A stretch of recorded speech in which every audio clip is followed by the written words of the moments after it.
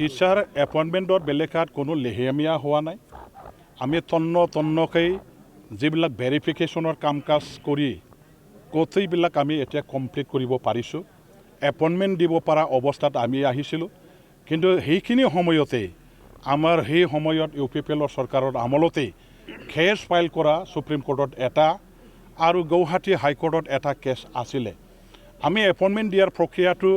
মানে gear up কৰাৰ লগে লগে যিবিলাকে এপইণ্টমেণ্ট প্ৰচেছৰ বিৰুদ্ধে তেওঁলোকে কেছ ফাইল কৰিছিলে তেখেতসকলেও নিজৰ কেছটো চলাবৰ কাৰণে বেছিকৈ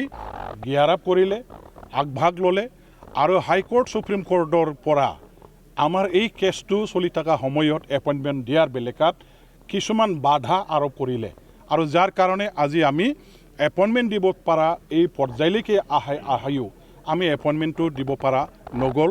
কিন্তু অচিৰে আমাৰ এই সুপ্ৰিম কোৰ্ট আৰু হাইকোৰ্টৰ কেছটো মানে শেষ কৰিবৰ কাৰণে আমাৰ লয়াৰ্ছবিলাকে কাম কৰি আছে আমাৰ অফিচিয়েলবিলাকে কাম কৰি আছে আৰু খুব বেছি হয়তো আমি অপেক্ষা কৰিব লগা নহ'ব সোনকালে এপইণ্টমেণ্ট দিব পৰাকৈ সুপ্ৰিম কোৰ্ট আৰু হাইকোৰ্টৰ কেছটো আমি শেষ কৰি ল'ব পাৰিম আৰু ইয়াৰ পিছতে আমাৰ এপইণ্টমেণ্টটো চলিব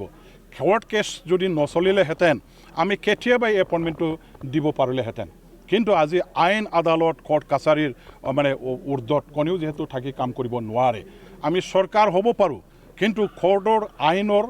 আমি অধীনত থাকি পেলাই কাম কৰিব লগা হয় যাৰ কাৰণে আজি আমি কোৰ্ট কেছ থকাৰ কাৰণে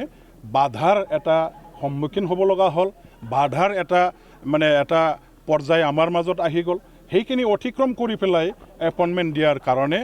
আমি আইনগতভাৱে যিটো ৰাস্তা ল'ব লাগে ব্যৱস্থা ল'ব লাগে সেইখিনি ব্যৱস্থা আমি লৈ আছোঁ আমি অচিৰে সেইটো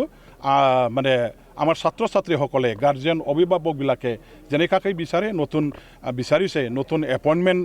মানে দিয়াৰ কাৰণে বা পোৱাৰ কাৰণে সেইখিনি আশাটো পূৰণ কৰিব পৰা হ'ব বুলি মই আপোনালোকৰ থ্ৰুৱেদি ৰাইজলৈ মানে